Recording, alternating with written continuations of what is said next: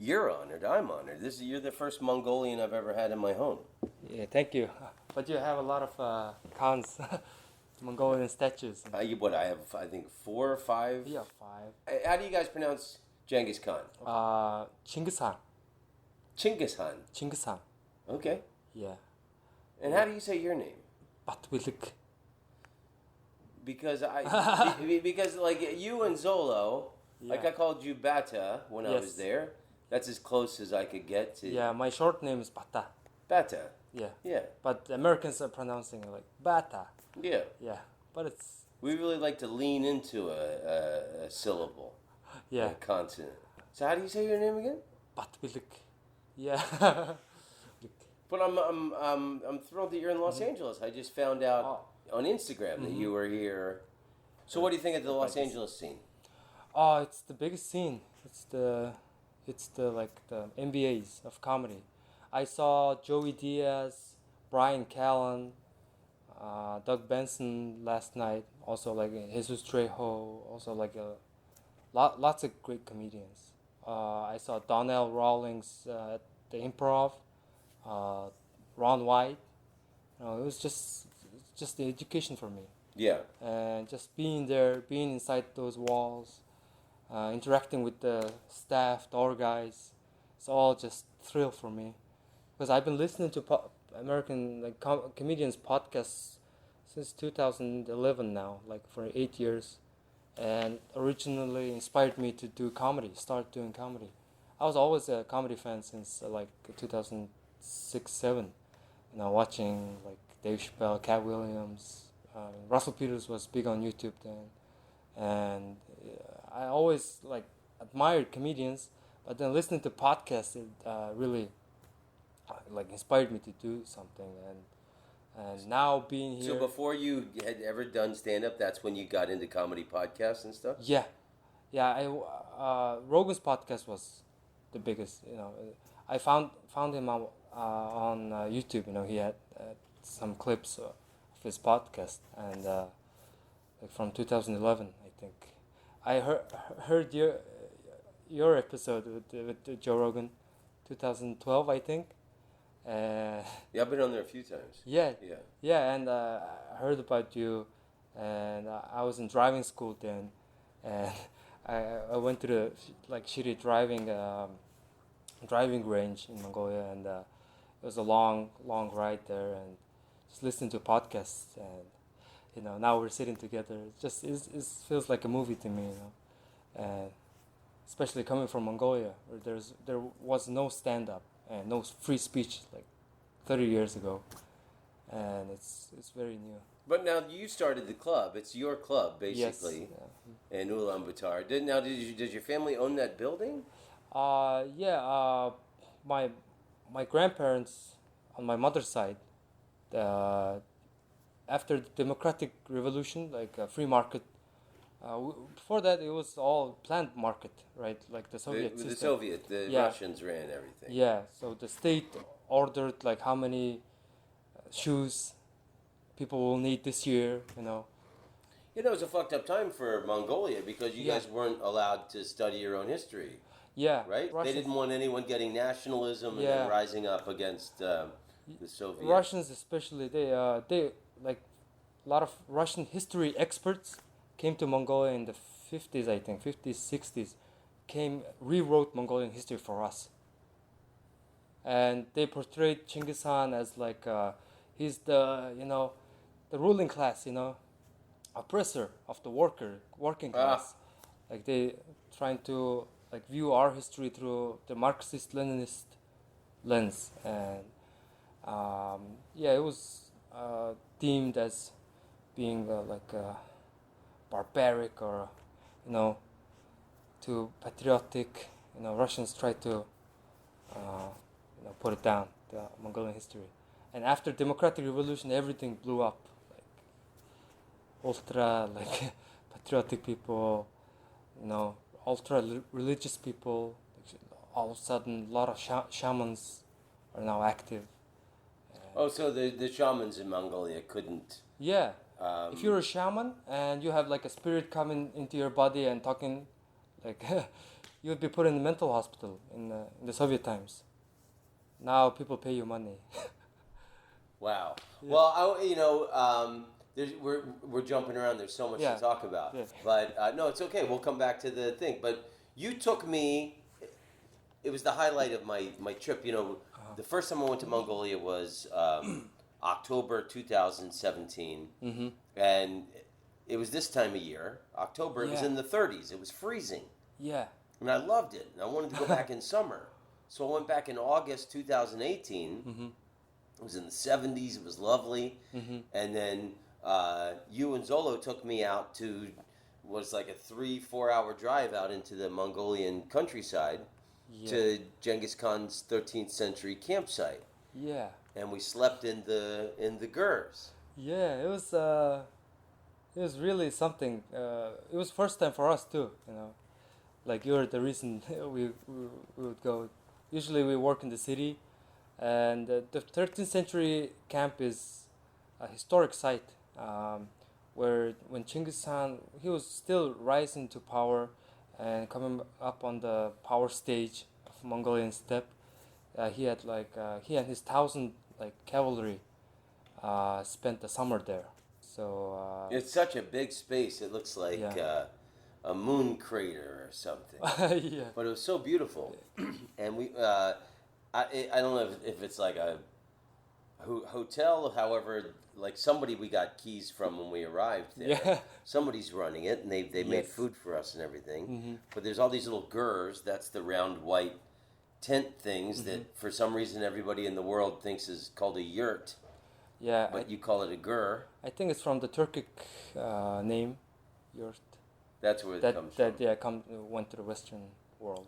So I remember it was there was like a little fire. Even in August 2018 when we went there, it was still chilly at night. Yeah. And they made a fire in the center, like in a old steel fireplace. And then when the fire went out, I was freezing. Oh. And I woke up. But it was like 5:30 in the morning. Yeah. So it was great. So I walked outside and I got to watch the sunrise. Oh. It was one of the greatest moments of my life. Wow. And I climbed up to I didn't go up to the mountainside, but this massive slope. Yeah. On there was one long slope on one side and the other long slope on the other with mountain ranges on either side, and it was incredible. Yeah, you were already awake when we when we woke up. There were horses tied up everywhere. Yeah. But the thing that you reminded me when you mentioned the shamans is then we drove over to this shaman area. Yeah. So it's where like Genghis Khan's shamans were. So it's like there was all these like 8 different tents, and you said that it was shamans from all over Mongolia. Yeah, I think that shaman area, it was like a shaman's camp. Yeah. They're like a camp for the soldiers, camp for the artisans, and camp for the shamans. And I think that's just the resort doing that, and like trying to make it more entertaining for international guests. Oh, okay. Because Yeah. I thought that was like a private thing. I didn't know that was. Yeah, but the guide girl at the shaman place, the cute girl. She was hot. Yeah, she was like an expert. Yeah. But it was funny. You guys went into those. I think she was the shaman too. I'm sure she was. Or who I think maybe Yeah. she was from like a shaman family. Yeah. Because she knew everything about all the energies of the different tents, and one was like a female shaman tent, and one was like a Tibetan shaman. One was like a more northern part of Mongolia, like a tribe, northern tribes shaman gear, and they had all the costumes, right? So shamans believe, Mongolians believe, our DNA is the link to our ancestors.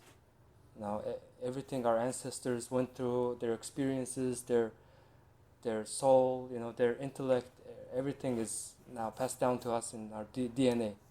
So the only real shamans Mongolian believe that are comes from ancestry. They used to have shaman in their bloodline, and and when they bring the spirit of the ancestor, they have to wear armors because they believe body becomes weak, vulnerable to other energies. It's like a phone, like trying to get a reception, and many different energies can go inside the body. So he's singing his ancestor's song, like calling his praise in a song, and calling the spirit. And when it comes down, he's like looks like a different person, and also with armors, big metal things. Some shamans have like swords, and they're like. Because you and Zolo started going into each tent. Yeah. And you didn't have any armor on to protect you from spirits that could jump into you. But we're not shamans, so I think our like. You don't think they jump into you? But there are certain places where you can't, you're not allowed to do certain stuff. Like some holy mountains in Mongolia, women can't climb to the holy mountains. Yeah, that's what the people believe.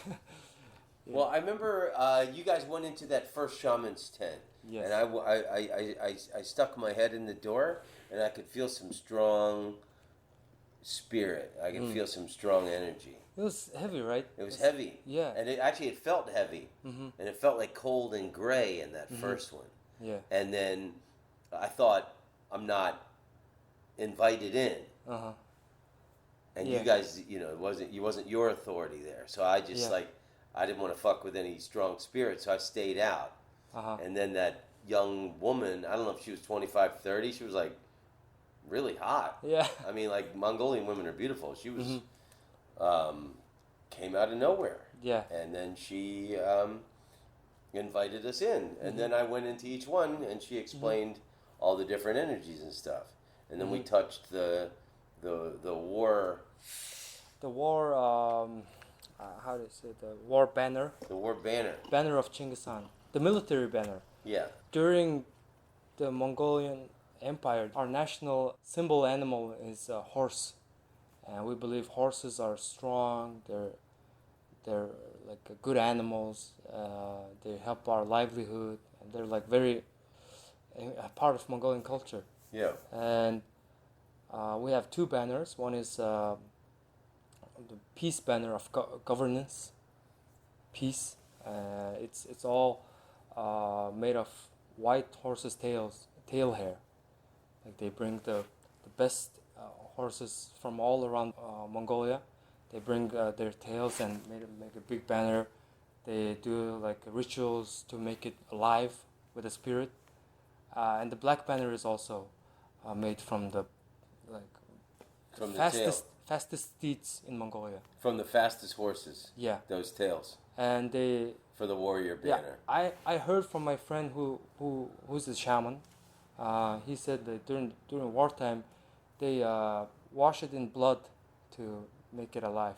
Wow. So yeah, I think it's Mongolians used a lot of.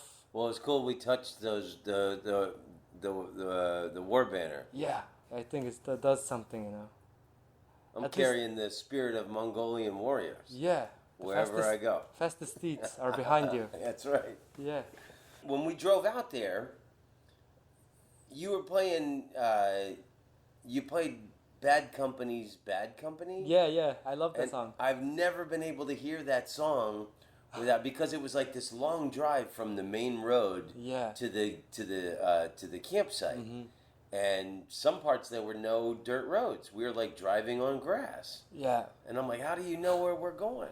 We kind of got lost. Right? We got lost a few times, but you heroically found your way driving around with no roads on grass and stuff. And whenever I hear that song "Bad Company," I always picture driving with you in your big Ford Escalade. Yeah, it was my mom's Ford. Yeah, but I that song feels really close to like Mongolian spirit. I think we're very independent people. Some people say Mongolians can't work in teams. Everyone wants to be a Khan. Really? Yeah, because of our lifestyle. Like for thousands of years, we lived alone. You know, like small families living in the steppe, like not really like communal, like packed together like Japan or China, right? Yeah. We're different lifestyles. So Mongolians are very independent, like to be independent, and the Bad Company song is about like rebels, right? So it feels like it's close to our nature, I think.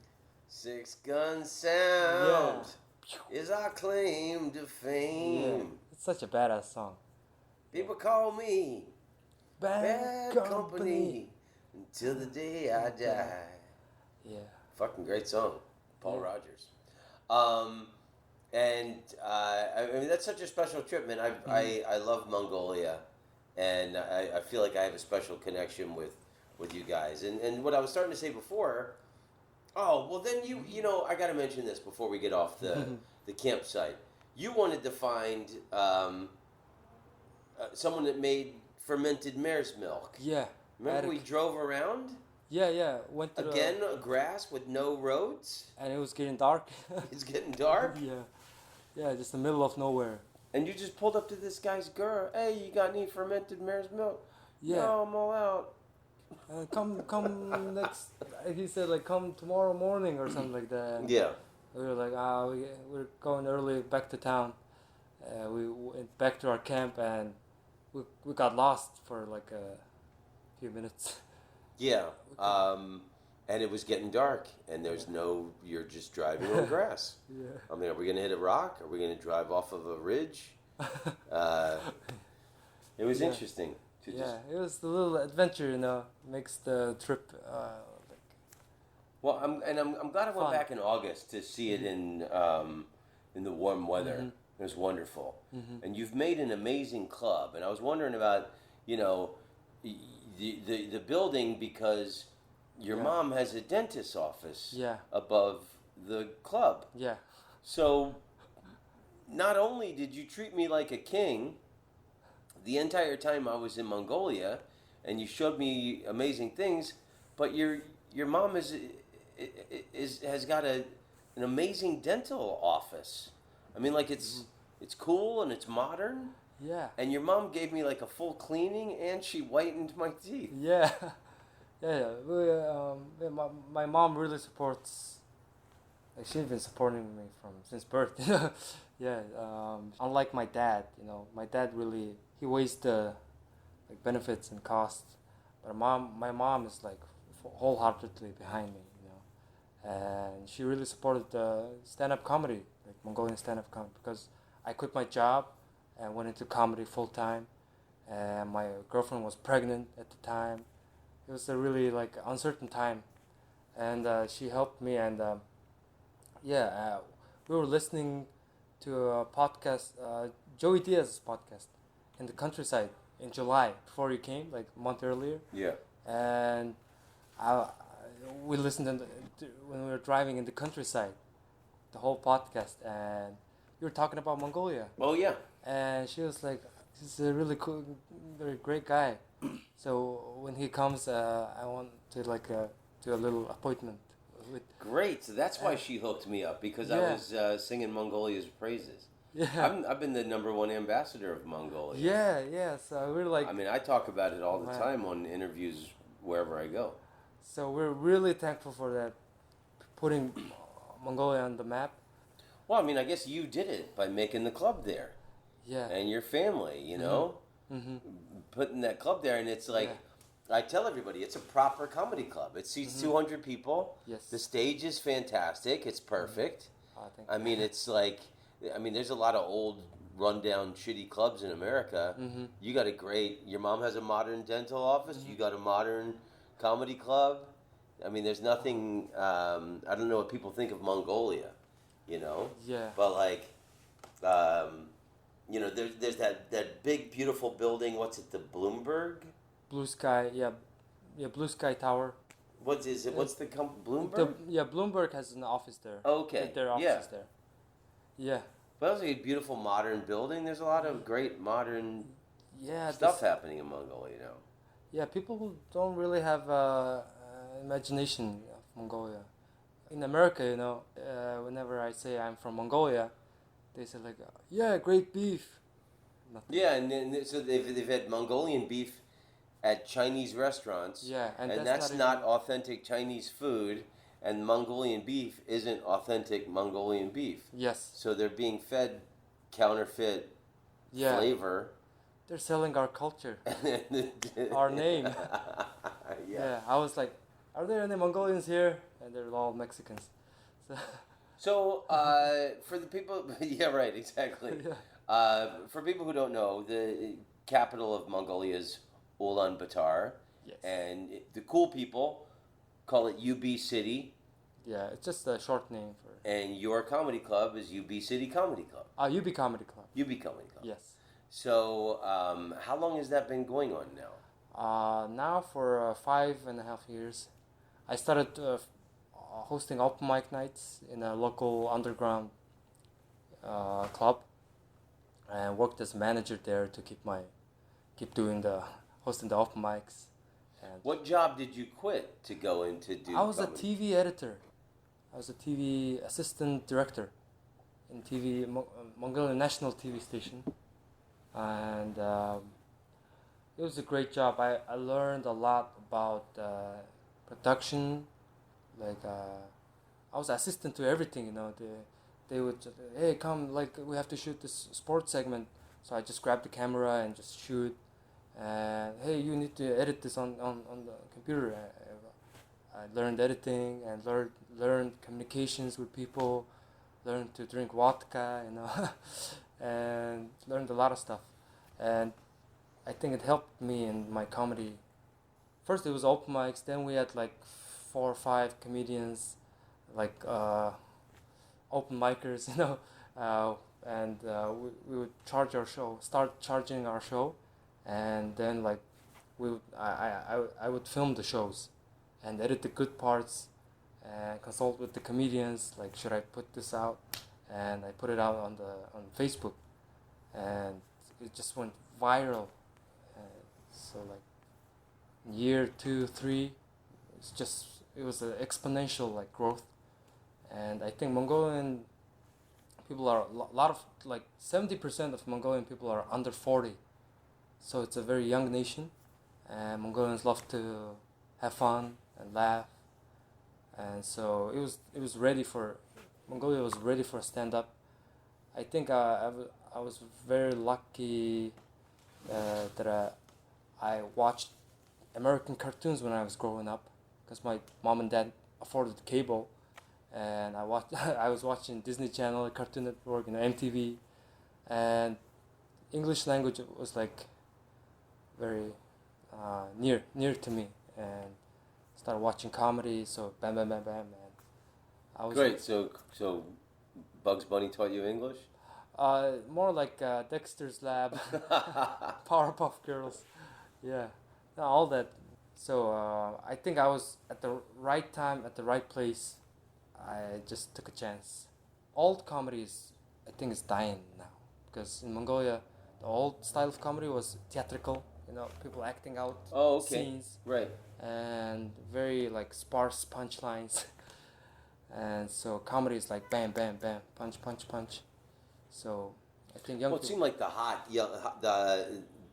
hot young thing yeah, that right now. all the young people were into. Mm-hmm. Like the shows I've done at your club, it was all really young people. Yes. Maybe a couple of old white dudes, Mm-hmm. but that's it. And then people go, who do you play for? Expatriates? Like, and I tell people, like, in China it'll be half expatriate, but in Mongolia it was 98% Mongolian. Yeah. And people don't understand how it's possible that many people speak English and are into comedy, but Yeah. it exists. Yeah. How was it when you were starting in Florida, right? Florida? Yeah, I mean, that's a good question because, Was it all young people, or yeah. how was comedy at that time? Like, At that time, I guess is like I think you're more advanced than Florida in the 1980s. I mean, it was the hot young thing to do, but the comedians, it was a local club, and they only had local comedians. Mm-hmm. They didn't have touring comedians yet. Oh, okay. A few years later, they started to get Mm-hmm. touring comedians. So it was all local open mic comedians. So there was a real earnestness to it, the Little Rascals. Let's put on a show type attitude. Yeah, They would do sketches and Uh-huh. skits. They would do a comedian skit, comedian skit, comedian skit. Oh, okay. And then people were like encouraged to bring in, like, write a little scene, Mm-hmm. and it was a lot of like commercial parodies. Okay. I remember Boy George was like big at the Yeah. time, and I did a character, Boy Tom, Mm-hmm. where I had a twister board and I made a dress out of it. Oh man. It was like just we Mm-hmm. didn't know, we were just I was a teenager, but yeah, the comedians were all like in their 20s and stuff. Okay. They were like men. Yeah, and then comedy kept exploding, and then the club started bringing in headliners, and then all the local guys became opening acts. Yeah, for me, the Mongolian comedy scene feels like American comedy scene in the like Lenny Bruce, George Carlin era, because there are still like certain kind of Boundaries. cultural censorship. Mongolians feel like we can't really joke about certain stuff, What's taboo in Mongolia? like drugs. 2 times I had like police come to my show, just for joking about drugs. Just people talking about drugs. Yeah, because Mongolia has this Ulaanbaatar, the capital city, has this really bad air pollution during the winter time because everyone is burning coal. So I was talking like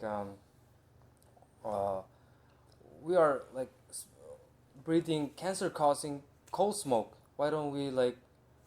There's a lot of marijuana growing in Mongolia. Why don't we make like fire out of that and just be high, the whole city? This is a stupid joke. It's a good idea. Yeah, and suddenly police came. Somebody in the So audience. you're the Lenny Bruce of Mongolia. I think because I don't want to be The how guy- he ended. Yeah. Yeah, I don't want to be. I want to see my grandchildren.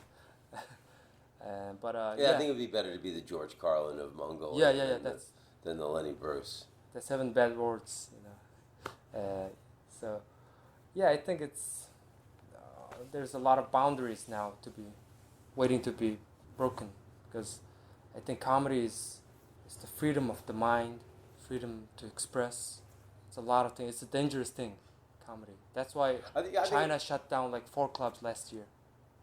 The clubs they had, they were all shut down now. the English clubs. Yeah, people are now doing comedy in Starbucks. So, Chinese government just came and you don't have right to do comedy here. What are you talking about? Like just Well, I didn't know that they shut down all the clubs. Barney's Club and the Andy's Club. It was shut down by the government. No shit. Yeah.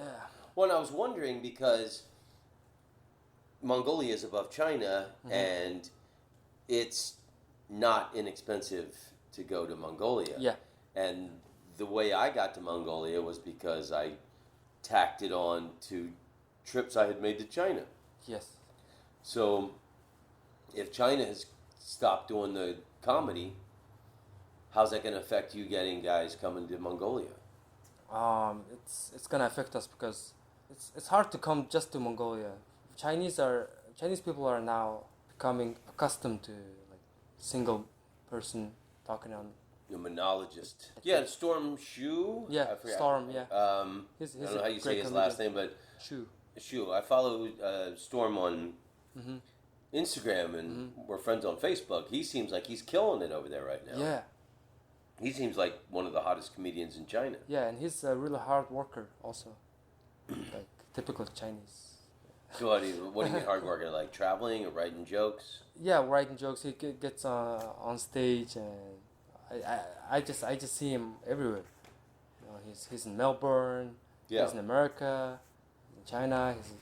He's a great guy. I met him yeah, if you're a star in China, you're gonna be big, you know. It's a lot of people. One good joke, you could become like a star. So, what's happening with the club now? I saw you guys just had Ty Rivera was there. Yes. So some people are making it up there. Yeah, we're trying to bring everybody who's touring around the area, and every time comedian from America, especially from America, comes, we learn a lot of stuff because it's the big leagues. We also had Canadian comedian Brian Aylward, Yeah. Martin Moore from Ireland. I love Brian. I don't know the other guy. And Brian's living in Bangkok now. Yeah. Yeah, he's gonna shoot his special at our club. Great. November. Yeah. Wow. It's like a big opportunity for us. Cool. That's great. Yeah, he got. The club looks beautiful. Did you see my album? And I got the two Mongolian Around tracks? the World. Yeah. Yeah. It's like 40 tracks, right? Yeah. I listened to all of it. Great. Cool. Yeah, Mongolian part was the great because you said like, people love me here. Yeah, because in the Portugal track, the Lisbon, they didn't like the audience was like, yeah, entertain us, you know. They were like more how do you say? I don't know. Reserved. Yeah. Reserved. Yeah. I don't think their English was as good as okay. Mongolians. Mm-hmm. The Portuguese, I think their English was just okay, so I think they were sitting back.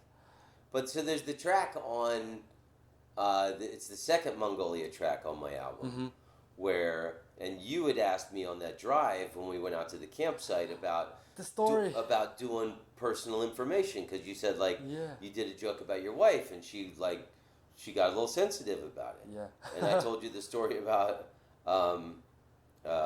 my wife and this pair of red panties that I found when her mom was visiting. The story was happened on Melrose, right? No? You said? Wilshire. Oh, Wilshire. Oh, okay, near here. Yeah. Wilshire Boulevard. Yeah, it was a great story. You had us laughing in the car ride, and it was like spontaneous, right? Yeah, because I had stopped doing it because my wife didn't like it. So and then talking to you guys, and you laughed. That's why I did it on stage that night. Yeah. And now I'm not married to her, so, so I don't have to worry about. Yeah, it was such a joke. But the reason I brought it up was, so how did your evolution? Have you talked about your wife? Are there still sensitive topics? Have you talking about personal stuff within your marriage? Yeah, my material always comes from like my personal life, like almost 95%. I do like 5% observational stuff, but stories are the most like fun for me and for the audience. The one joke, Mongolians are starting to celebrate Father's Day recently, but Mongolian women are really powerful, so Father's Day is not a really big thing. Making fathers happy is not that hard, You cook him a great meal, you give him a loving kiss and a nice Father's Day blowjob. So, and I go into like a blowjob thing about like how we're raised on porn, and we expect women to give just blowjobs like nothing, but in real life it's like kind of a situation. One time my wife like angrily said to me like, "How about you suck it yourself?" And I was talking about that story, but she's really funny. Well, you seem like you guys are wildly in love and very happy, and you got a kid and a growing family. We were best friends before we were married, and become a romantic relationship, and we knew each other from high school. Yeah, we became parents when we were 22. Wow. We're the same age. Yeah. So. How old are you now? 27. Unbelievable. Yeah. Wow, you've done so much in the last 5 years. I've got a lot of white here. So when you had your child is when you opened the club? Yeah, I think it's a blessing from God. I think, I don't know, God or the heavens, because I was thinking... The eternal blue sky? Yeah, it was like a moment for me when we found out that my girlfriend was pregnant, and I just quit my job. I was jobless, and I was just starting to do this comedy thing that had no certainty, just black hole. And my dad had a real serious talk with me. What is this? What is this comedy? Is it gonna bring home money or raise the family? I just went full in. I kind of thought about abortion for a second, but I was like, I should not do that. Is that legal in Mongolia? Legal, yeah. It is. Wow. It is legal. I just think it's so ballsy to have a kid and then make a huge unknown business venture. Yeah, that's not a proven business in Mongolia. You invented the art form. Yeah, in Mongolia. I didn't invent it. I just kind of copied it from you guys. Yeah, but there was no Mongolian stand-up comedians before, right? Yeah, not like you said, not really. It was acted out scenes. Yeah. And, They would do like monologue bits in between the act outs, yeah. like acting scenes, but it wasn't like a comedy where you do around bars in a bar with alcohol. You could curse. So was it like kind of old street jokes? The Mongolian, the previous comedy. Yeah. It was they would. A lot of jokes about guys making their own fermented maraschino milk out in the countryside. Just lifestyle jokes, like sitcoms. Like it was like sitcoms on stage. Yeah. Situational comedy, and but so you invented the art form in Mongolia by bringing the club there, or the first doing the open mic night before that. Yeah, I'll take that. Thank you. Yeah. Yeah, so there weren't any comedians to help me out or to like mentor me. So I listened to you guys on podcasts like religiously. Listened to Joe Rogan. I really liked Joey Diaz's podcast, and he has a lot of comedians on. Yeah. Ari's podcast, The Skeptic Tank. I love his podcast. Ari's great. Helped me get my Delta Diamond. Oh status yeah, back. true. Yeah, I heard that episode. Yeah, shout out to Ari Shafir. Shout out to Ari. Shout out to Joey Diaz. Yeah, Joey Love Diaz. Joey. Both of those guys, great friends. They've both been great to me. Yeah, I love those guys. I love you guys, everyone, and I heard like Ari's interested to I told in Ari coming to Mongolia. I told Ari he needs to go to Mongolia. Yeah, I wrote to him. And I told him all about the club, and I told him you guys were great. I told him all about it. Yeah, he was keeping repeating about Mongolia on the podcast. I was like, yeah, I should go there. So that would be like a really great thing for me because I've been listening to him since like 2011. So listening to you guys and your journey and your like comedy, just wisdom, helped me during the hard times when club managers would kick me out, like you're embarrassing our customers, so they would kick us out. Sometimes police came and sometimes people threw like cans at us, and it was like, like the pioneer stuff. I scraped like frozen shit in front of the club I worked as a manager, because I was doing the show. I put up a curtain and the stage and microphone. I brought all my own stuff. The club didn't have a stage, and I was doing comedy. And then one drunk guy just tackled me like American football style, out of nowhere, and he was trying to rip the curtain. Like when there were like 10 people, it was a big audience at that time, and he was trying to rip the curtain, and I was really mad because I used to iron that curtain on my parents' bed. And we just sprawled on stage in front of people. So you had your own curtain that you would bring to these clubs. Yeah. And I kicked him out, and I got back on stage, and I was talking about the brawl we just had on stage, and then he tackled me again.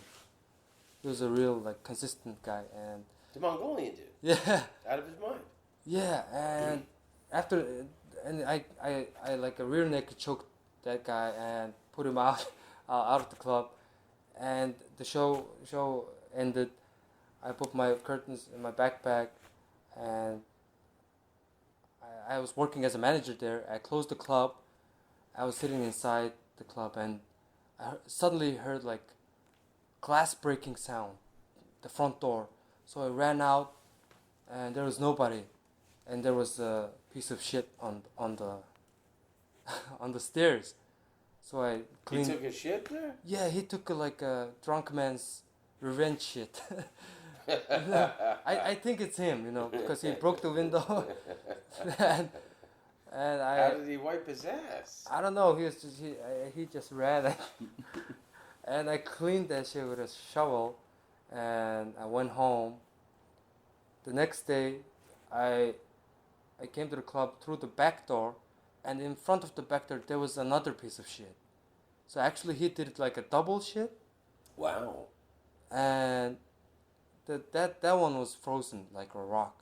It was a winter time, so it did things makes the now even worth more. And I put my daughter to private school through my business, so it feels like a dream. Everything's working out. Yeah. And that's funny about the guy. I had a biker once, some drunk biker come on stage in San Jose, Sunnyvale, Mm-hmm. and grabbed the microphone out of my hand. This was in the 90s because he wanted to tell a joke. That's aggressive. Yeah. Let me tell a joke, god damn it. Took the microphone and he told some joke and nobody laughed. And he just shrugged and then he got off the stage. And I got the microphone back and I said, I just want to ask the people who work here at this club, how many times were you going to let him stab me in the chest before you approached the stage and asked him to come down? It was mostly Mongolians in the audience both time I played there. Then there were some French people. There's a lot of French people live in Ulaanbaatar. Not a lot, I think. There's like some French. French girl. But like, there's like, what's it called? Alliance Française. They have them around America. I saw it in Ulaanbaatar. Yeah. And it's some alliance where they bring French people. I don't know. They're trying to spread French culture, but I know that I've seen it in San Francisco, Minneapolis. They've got their own little building or meeting center, whatever. I saw they had one in your city. Yeah, I think they just promoting French culture. Yeah, I think that's what they do. there's a lot of mining Yeah. money there and stuff. Yeah. And I wanted to see the world's smallest stock exchange. Yeah. It's in a former children's cinema. Yeah. That was pretty cool. The guy gave us a tour. Were you there, or was that Zolo took me there? Zolo was, yeah. I think, that time. It took about 4 minutes, but that was cool. World's smallest stock exchange. Yeah. Yeah, Mongolia. So what are some great jokes? What are people laughing about in Mongolia right now? Dick jokes. Always work. Yeah, always work. It's like the highest. Politics, society. Like people doing dumb stuff. Like it's just all the same. I think, like America. Like everywhere, and every time when comedy was around since like Greece, right? Yeah. They would joke about their society, Athenians. So I think it's the same thing, just storytelling or. Well, I love how you guys study comedy. Like you listen to the podcast, and then Zolo asked me to buy him a couple of books, and one of them was like on Burt Williams, who was this black vaudeville performer. Wow. Who I had never heard of. But I don't know, how did Zolo hear about it? He's like a comedy geek. Burt Williams. And he asked me to find him this biography. Wow. Which I did, and I'm like, I'm reading the back of the book. I'm like, holy shit, maybe I should Look Yeah. into Burt Williams. Oh, when did he perform? The What? vaudeville era, Vaudeville, like 100 years ago? 100 years ago. Wow. Yeah, Yeah, vaudeville. yeah, like the 1890s to the 1920s, I think. So that was like the start of the stand-up form, right? Kind of. Mm-hmm. Yeah. At that time, they had the They- variety shows. They had skits and Mm-hmm. female singers, and Will Rogers became a massive star. Mm-hmm. He was a comedian, but he was from Oklahoma, Okay, and he had a lasso. that's so. He was like a cowboy guy. Uh-huh. And so the vaudeville in New York, they had like on Bowery, this street, they had all these vaudeville theaters, but they were all over the city. But he became a massive star in this show called the Ziegfeld Follies, where they had these women dancers and singers. But he just came out and he would spin his rope and do rope tricks. Mm-hmm. And I think he was just kind of average at the rope tricks, but he had jokes. Oh, that makes it better. And then he became like a big star. As movies were going into sound, he had been on radio, and he was a real country guy. And then he wrote columns in American newspapers. He had a syndicated column, and then movies came out when Los Angeles first was expanding. He owned. There's the Will Rogers house.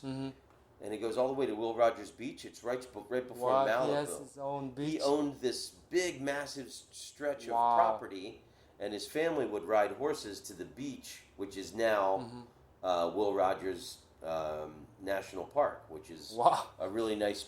It's the nice beach Man. on the way to Malibu. Yeah, so that kind of stories fascinate me because he's been a stage like a live performer, and he went into radio, which is a different channel, different format, and to paper, and Yeah. to movies. So he was like a all-around entertainer.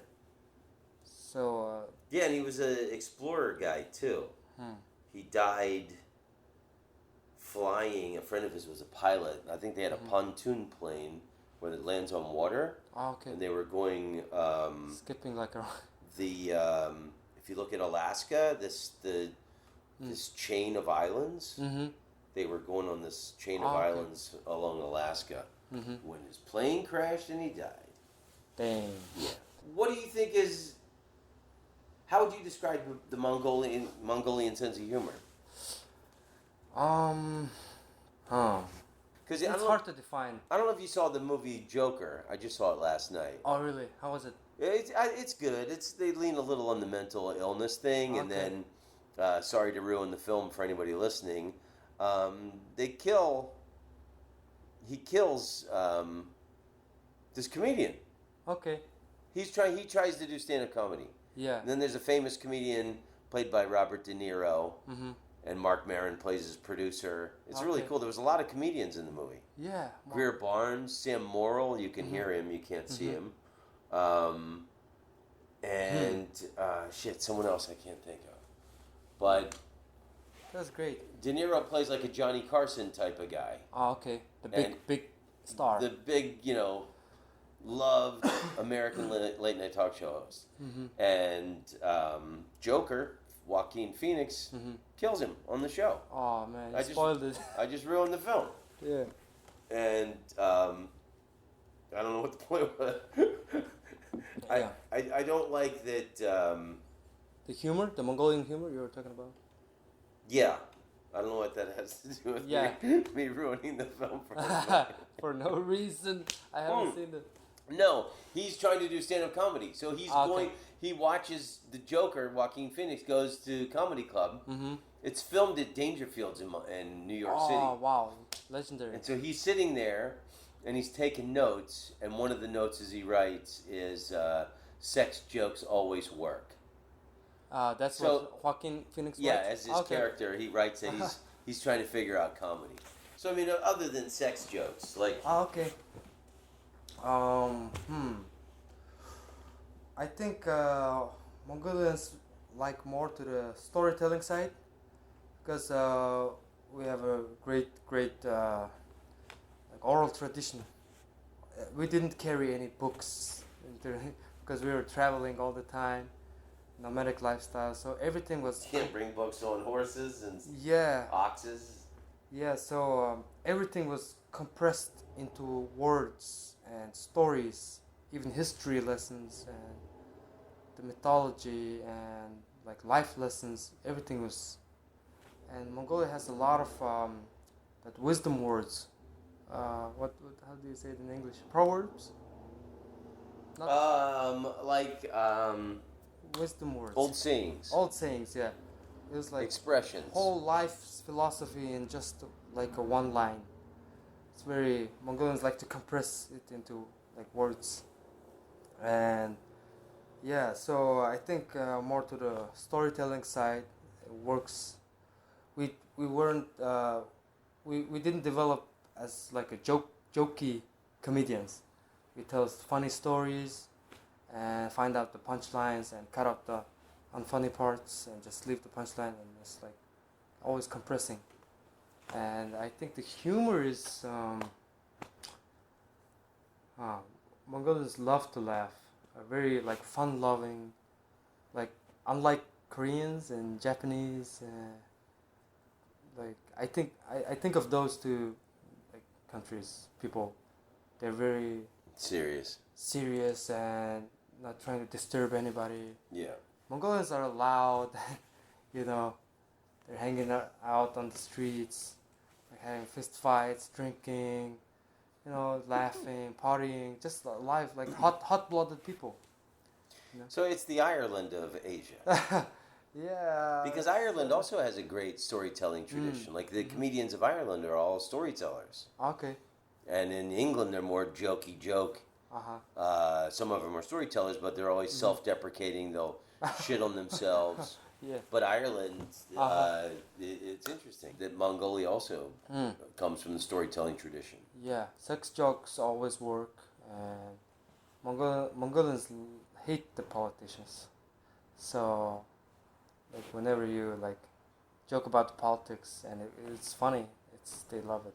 Yeah, I think we're just starting to discover like new like jokey areas. Like it's all fresh. It's exciting, fresh I absolutely loved the audiences there.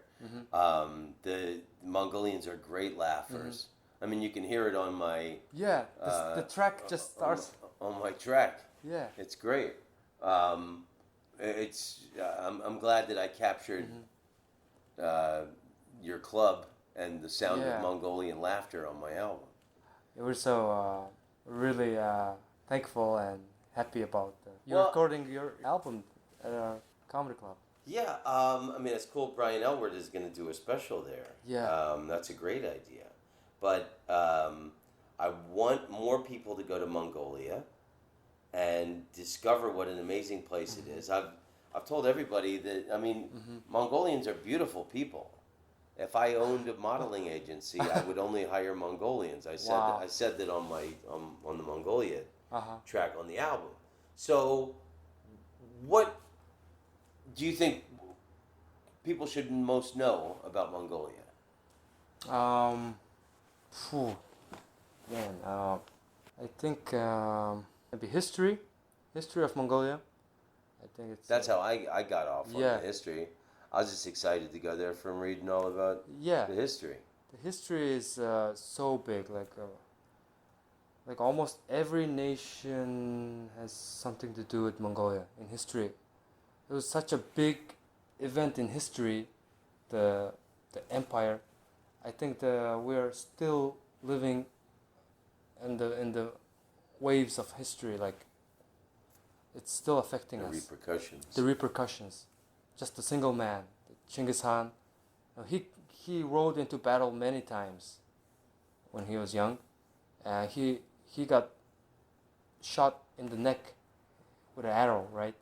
And I think like if he was riding a horse when he got shot with an arrow. If he was a little down, he could have died. So I think only one man changed the world, the whole world, history. I don't know if we would be born if Genghis Khan was like 5 centimeters bowed down. Yeah. Like it would be a whole different situation. I think. He changed the world, Yeah. without a doubt. Pants, ice cream, Yeah, yeah. array. Guns.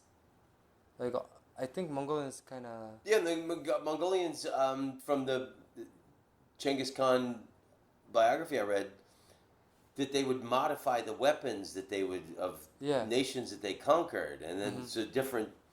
They just loved warfare, and that Yeah. the Mongolians invented the first handguns. Yeah. It's on the Mongolian stamps. They had these little like tubes. They'd put like a cannonball and little mini cannonball in it, and like bang the powder in the bottom or something. Yeah. They were such badasses. Yeah, we didn't invent anything like new, but we got a lot of stuff from different people, and just like just put it together and just mixed everything, and I think it traveled to Europe and like, conquered the whole world. The gun, and the history would certainly like bring people to Mongolia. I think, and also like.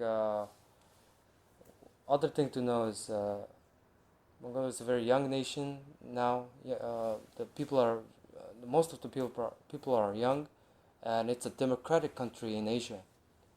We have free speech, which we are fighting for right now. You know, like through comedy and like different like social media. The government is still trying to like. Do you worry about that at all? Yeah, because government is fighting with. Like drugs really hard. The anti-drug police. Yeah. They become militarized now. And I think it's really bad for democracy and human rights. You know. But that it's a democratic country. People can. You know, I felt really lucky when I went to Singapore and China, Korea, Japan. That Mongolia has this freedom of speech. I think it's the biggest thing. Yeah. And America and USA and Mongolia now became strategic partners. Just this last August, Mongolian president came and met with Trump and made some deals. And now U.S. Congress is now about to pass a Third Neighbor Act bill that allows Mongolian cashmere to be imported to America without any taxes and stuff. And yeah, America's really paying attention to Mongolia now. Cool. Because we're in a very... So many mineral rights, probably. You guys got sitting on everything up there. Yeah, also we're in between two big countries, China and Russia. And both China and Russia won't give Mongolia to each other, so we're like balancing powers, and also America and Europe and Japan, we're all balancing everybody. It's a really like a balancing game right now, and our independence is like 70, 80 years old. Well, I think it's an exciting time in Mongolia. That's why people should go there. Like, you just got rid of the Russians 30 years ago, so you got rid of, the drab, communist, no prospect living, and now that you got the excitement of capitalism and anything is possible with entertainment, business. There seems to be like you said, it's a young city, but there seems to be like an excitement in Mongolia. Like, good shit is about to happen, or not about to happen. It is happening. Yeah, it is. That's what I felt. Yeah. But then again, I had a big, bright, new smile from your mom, and people liked me because I was smiling. Yeah. So. Yeah, a lot of. I think it's. I always look on the like a bright side. So I think Mongolia is on the verge of becoming a great economic. Our economy is going to like flourish. I think. Yeah. Yeah, in the coming 50 years, I think it's gonna be great. So but the government is fucking dirty. It's It's corrupt. It's really corrupt. Well, I think Bill Hicks said it best when he said, "All governments are lying cocksuckers." That's true. Yeah, Yeah, one of my comedy heroes too, Bill Hicks. my all-time favorite comedian. You saw his show? I knew him. Knew him? I knew him. Wow. Yeah, I worked with him Wow. a few times. Man, he's Yeah, I so opened great. for him. I was a really young comedian, you know. But yeah, I knew Bill. He was How is he as a person? a sweetheart. Sweetheart? He loved comedians. That's who he felt was his tribe.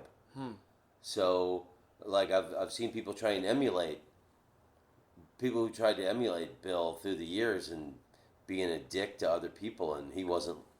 He might have had a lot of anger and issues on stage at times when he got worked up about things that he was passionate about, but he always had time for young comedians and loved spreading giving somebody a young guy like me advice.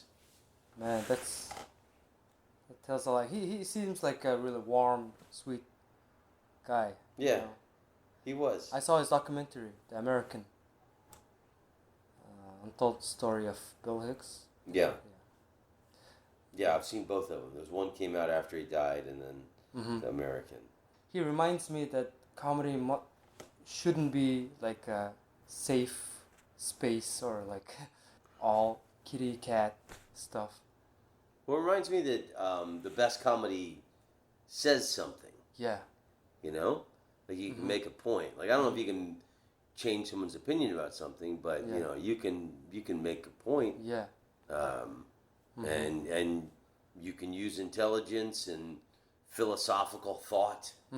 It doesn't just have to be jokey dumb shit. I mean, my favorite comedians you learn things from. They broadened your worldview and made you think about things deeply.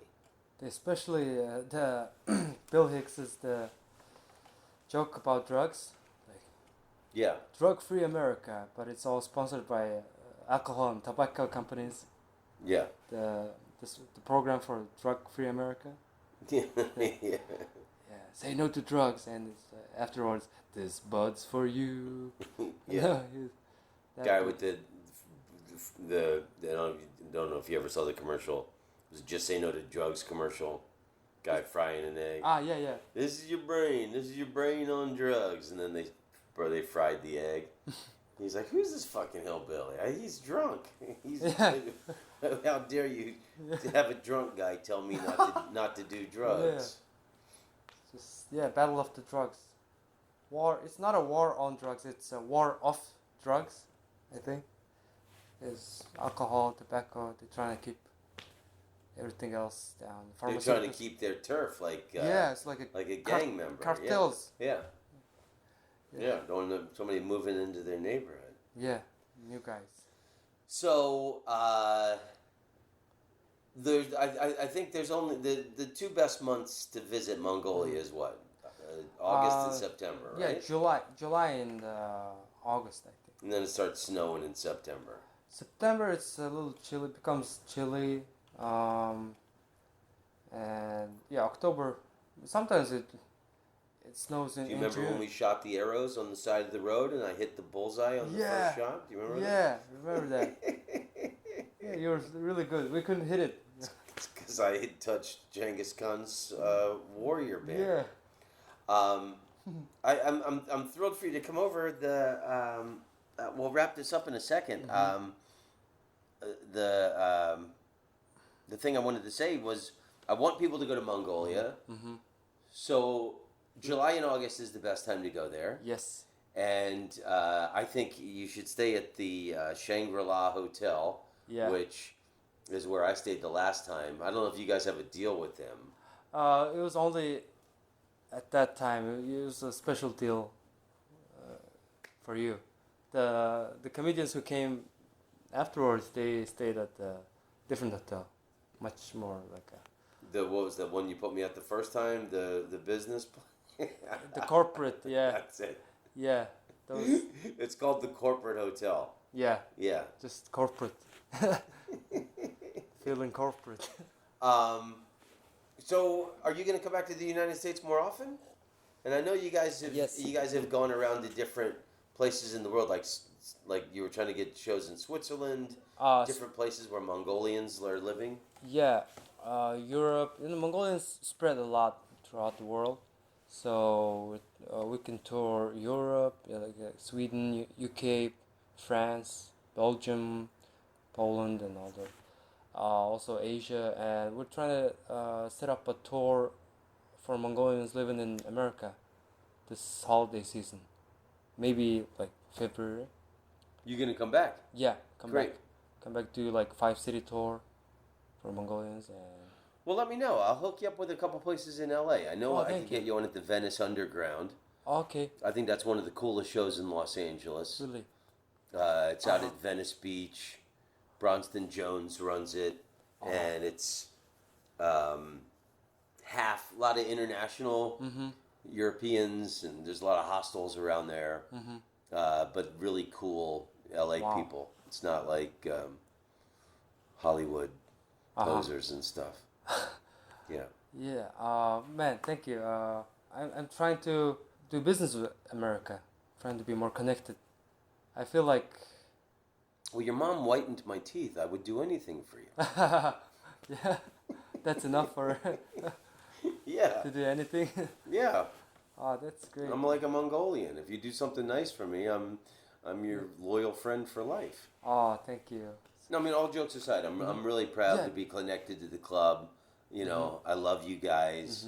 You and Zolo and the other comedians I met there. Just, I think it's a really special, beautiful thing you have going on. Thank you very much. Yeah, we really appreciate it, and we appreciate the people who appreciate us.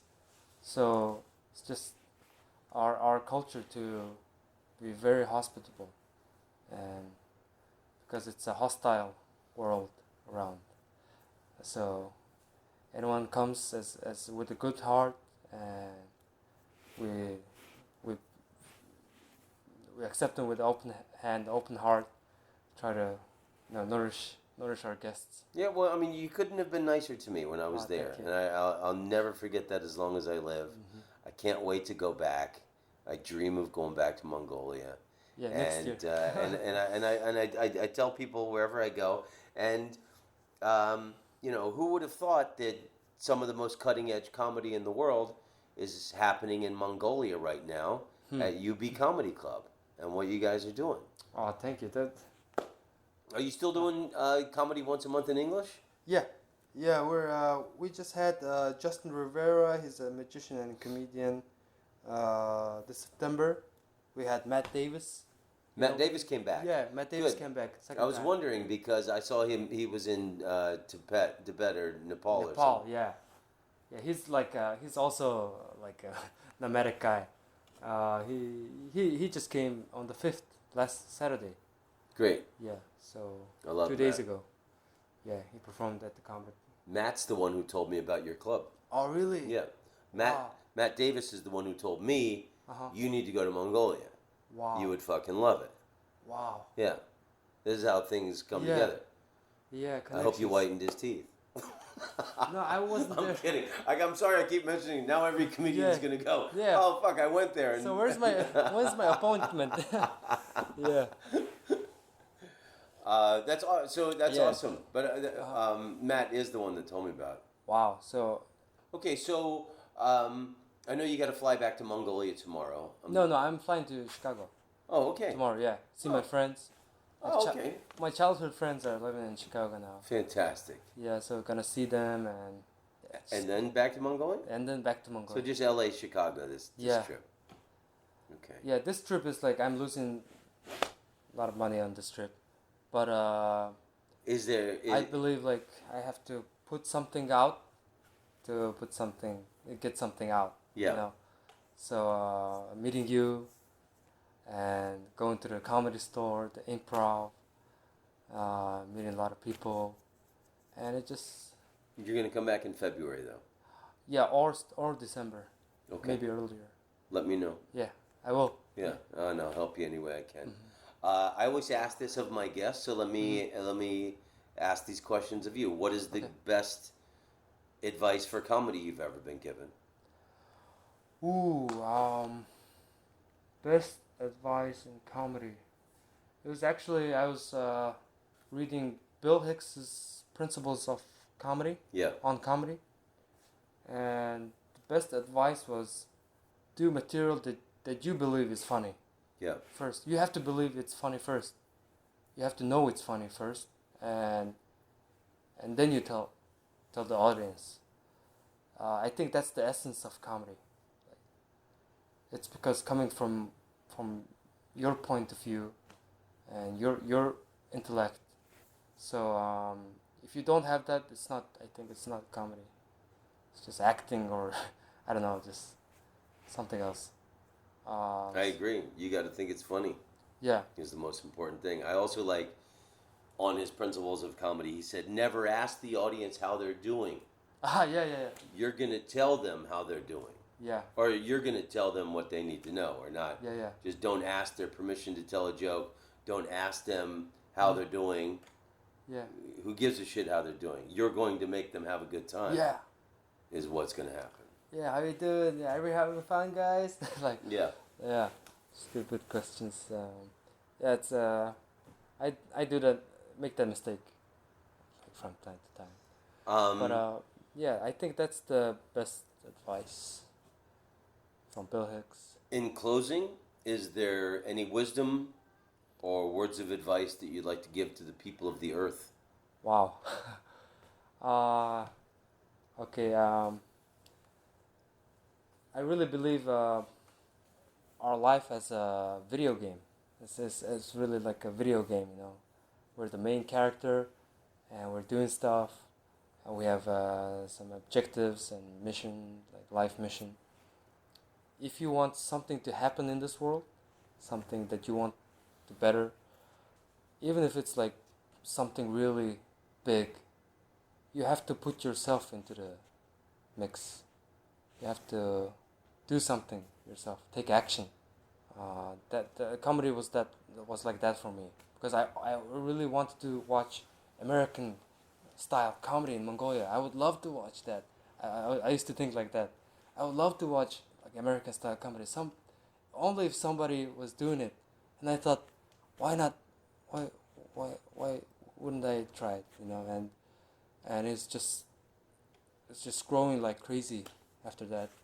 So now I believe if I want something to happen, I have to like make a move.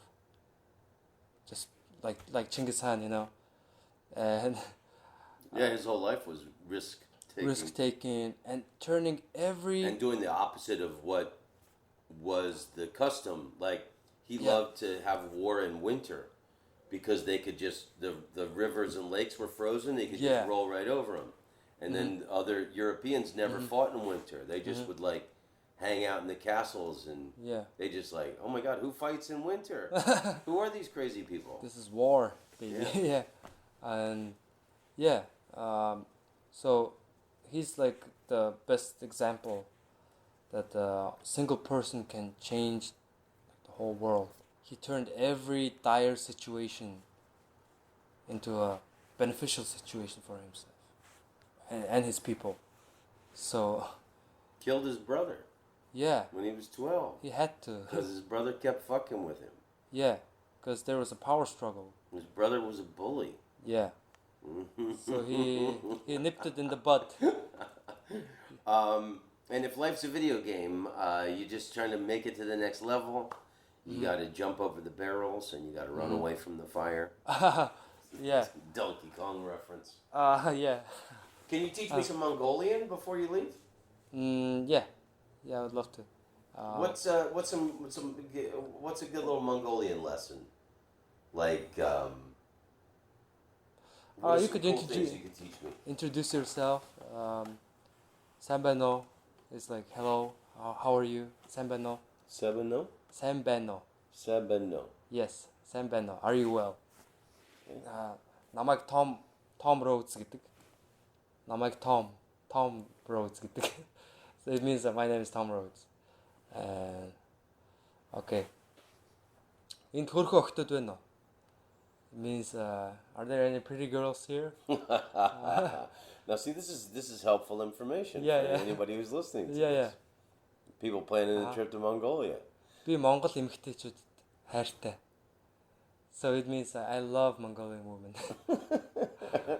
What would you like ask somebody?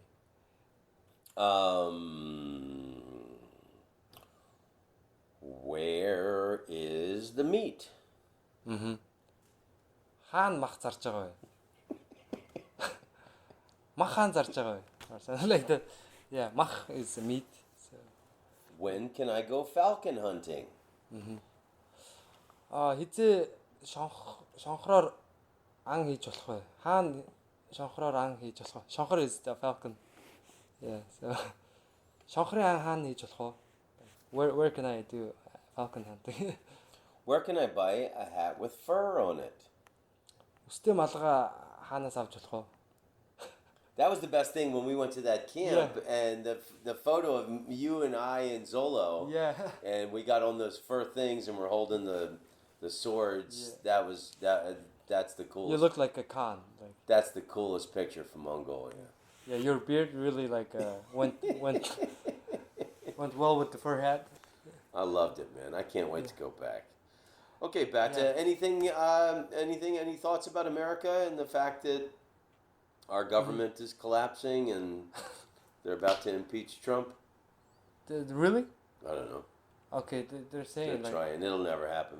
yeah, no. The Republicans would never let it happen. Okay, yeah. So How does it seem as an outsider? Does it seem like This is America's in chaos? no, that's not the view we like foreigners have. No, I mean you here. Yeah. Now. America is the biggest economy, the biggest. I think it's the best. Like, such a powerful country. Not like military wise. That's obvious. The right? economic engine. Economic engine, and that what makes the economic engine great is that America has a part of everyone, every country. So a Mongolian comes to America and he becomes an American, right? And he can make Mongolian food or do like Mongolian art. He contributes to the pot. Yeah. And like everyone comes to America, mixes. So it's like a computer game that learns your moves. Like as you're trying to fight him, as America knows everyone's like culture. So I think that's really powerful about you guys and special about you guys. So I really love America. I feel like it's my second home. No. When I go to China, I don't feel like I'm like here. Right. Yeah, especially California, What do you think of Los Angeles? Los Angeles. I'm fascinated about Los Angeles. I want to know about Hollywood. Extreme wealth, extreme wealth. poverty, Yeah, just everything. homeless people everywhere. It's really interesting. Yeah, everything. People moving out here from all over the world to follow their dreams. It's really the city of imagination in a lot of ways. Yeah, it's La La Land. Yeah. Yeah, so I want to learn a lot about the Hollywood system, like how it works, and like the dark stuff and the good stuff and everything. Just soak it in. It feels interesting to me. Cool, man. Well, let me know the next time you're coming to town. Yeah, I and will. I would love to see you, my friend. Oh, thank you for and having give me. my love to your mother, I will. to Zolo, to all the comedians, and tell everybody at the club I love them, and I can't wait to come back. Thank you. I think they're listening right now. So yeah, thank you for having me. And on behalf of my fellow comedians at UB Comedy Club, and just Mongolian people. No, I really loved you guys, and like I said, So I want to thank you. Thank you for just talking about us on your podcast and your friends' podcast. Just yeah, my love for Mongolia is sincere, and I said it when I was there. Genghis Khan was the reason I went to Mongolia in the first place, and it was the the comedians of Mongolia is why I went back. It's it's such a great, exciting thing you guys have happening there. So. And Mongolian women that you go for the Yeah, third I did. time. I mean, I was still married. I was married both times I was there. I didn't get to. I was good. I was a good guy. Yeah. You're a really good. And now I just started seeing a wonderful young lady. So so I can still I can still come there for the camel rides. Yeah.